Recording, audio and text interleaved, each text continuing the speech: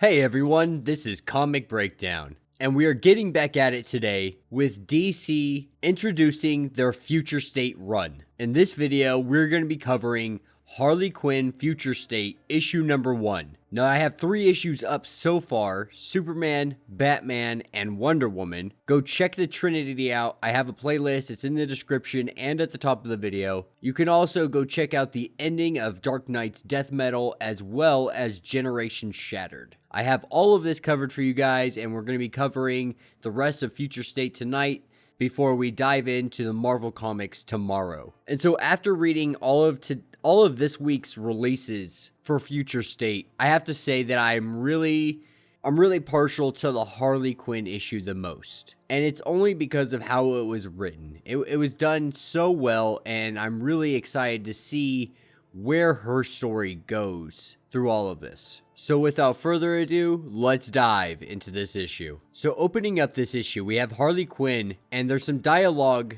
going along with her beating up all of these what seem to be magistrate guards. And what's happened with Harley Quinn is that she's been captured. Though her efforts were valiant, she wasn't able to fight off the magistrate long enough. And the person that's giving us all of this narration is none other than Dr. Jonathan Crane, aka or formerly known as Scarecrow. And what he's telling Harley Quinn is that he used to wear the Scarecrow mask to spread fear through the city, but really he was the only one that was afraid. And the Magistrate came along to Gotham and helped him and everybody else understand. By getting rid of the Bat, outlawing masks, the Magistrate really helped him see a new path for his future. And so he gave up his costume so that he could truly cleanse the city. And of course, Harley Quinn makes her smart aleck remarks. And then Dr. Crane goes over to a screen that has Black Mask on it. And he goes through the slides, and he brings us to Professor Pig. And what Crane is wanting here from Harley Quinn is her help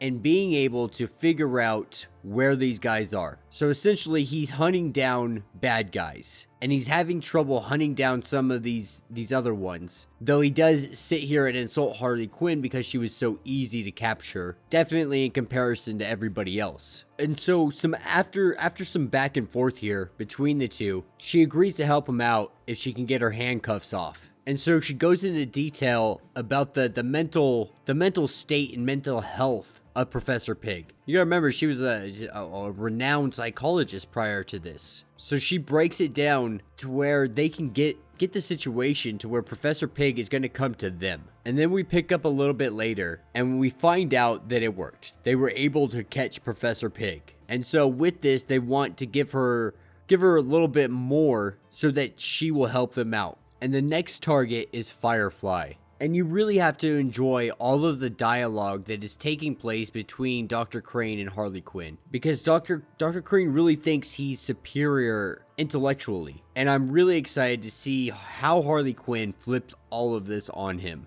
And so she gives him ideas on how to possibly take down Firefly. And so they try reopening his old orphanage to hoping to open up some wounds and bring him back so he'll burn it down. And he did exactly that. And they were able to catch Firefly. And so now with 2 criminals in the bag, Harley Quinn is going to be let out of her cell more or less and given the opportunity to work for the Magistrate. And this is when we cut over to a gentleman in a black mask robbing a grocery store or a convenience store. And as he's robbing this, he hears whispers. And then the Black Mask gang arrives all around him, and Black Mask stands in front of him, insulted that he would do such a petty crime while wearing the mask. And he pulls out his gun and kills the guy on the spot. Okay, so issue number 2 of Harley Quinn. It picks us up at a dinner, and we have a senator talking about how they handled Professor Pig. And now that he's out of the way,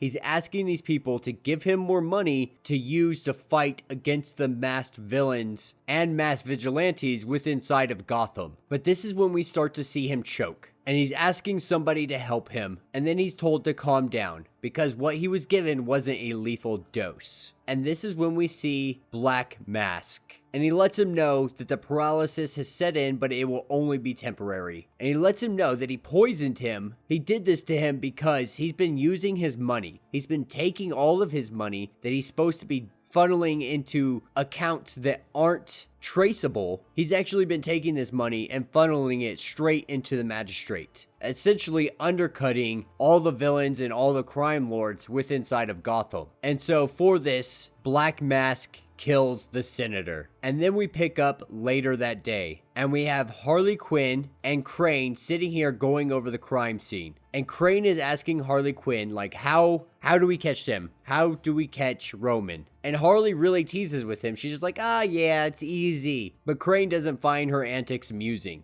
And her suggestion is to fight a mask with a mask, because a guy with a mask that walks around with a skull mask on, he's not afraid of anybody, not your average day Joe, but maybe another mask. Maybe Scarecrow might actually put some fear into him. And he immediately turns down the idea, lets her know, like, I'm not doing that. I'm not wearing that mask. And she's like, all right, well, if you're not going to go that way, then you should probably trace where this mask came from, because the Black Mask is handing out all of these masks to his cronies. He has to have some kind of distributor for them. She knows this because her and Joker used to go through masks like crazy. And then she knows of a place where there might actually be some masks being made. And so they show up to this manufacturing building, and the team goes in to clear it out, and their sentry comes online and it attacks them. And it's literally a bloodbath. The sentry turned on them. And Crane blames Harley Quinn, and he grabs her by the neck, and he's sitting there strangling her. And this is when a hologram pops up of Black Mask, and he lets Crane know that he's always going to be many steps ahead of him. The city once belonged to him, and he's going to take it back from the Magistrate, from the sentries, from the mercenaries, the peacekeepers. All of them are going to die. And this is when we cut over to later that day, and Crane is sitting in his office looking at the Scarecrow mask. And what we're seeing is Harley Quinn slowly implanting ideas into Crane's head. And he's thinking, maybe it will work. Maybe I can put on this mask. And this is where he loses it. Throws everything around his office and just says he's done. He's done everything Harley has said, and now he's going to do things his way. Even though this is technically a manipulation that he's not even realizing he's being manipulated to do. And this is where we pick up at the Gotham docks. And Harley Quinn's going around making noise, breaking windows, kicking in doors, trying to make Roman come out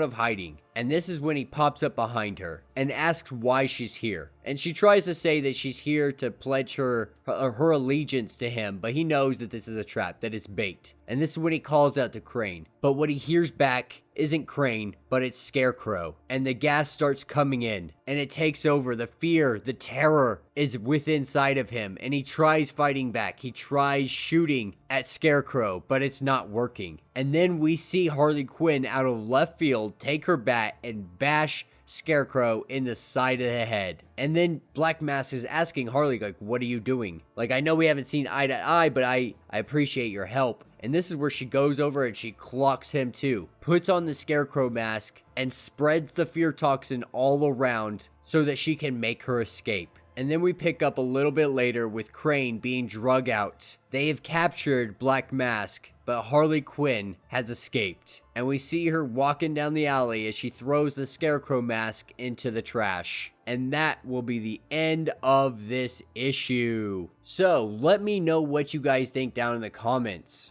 This will close out the Harley Quinn line from Future State. I'm sure we'll get some more stories later on down the line with her intertwined, possibly even her own line, because they've been very adamant on pushing a lot of Harley Quinn comics of recent, which personally I don't mind. I'm not a huge fan of the Harley Quinn lines, but I do like a lot of the things they've been doing.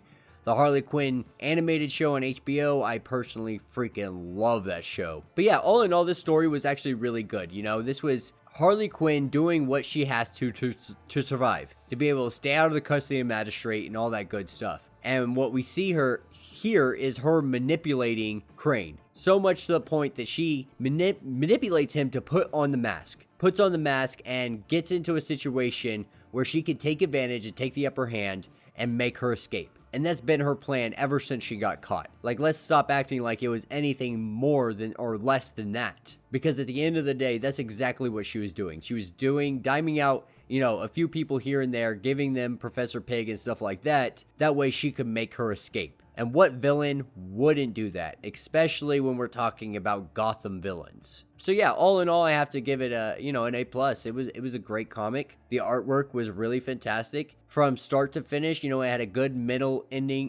good beginning, middle, and end. There was enough action in here, but also enough dialogue to make you wanting more, to keep it going. You know, I would really like to see some more Future State Harley Quinn for sure. It definitely sounds like a storyline that would be interesting. The whole idea of Crane no longer having his Scarecrow mask, you know, that's always been an interesting concept to explore and find out exactly how he would be. And, you know, he really turned out to just be a sellout, more or less, working for the Magistrate because that's the winning team. But at the end of the day, that's how Gotham villains work. You know, they'll work for, almost all of them will work for whoever they want, but also whoever's going to come out on top. Yeah, let me know what you guys think down in the comments. If you have not yet, be sure to subscribe to the channel, hit that notification bell, like this video, and until the next issue.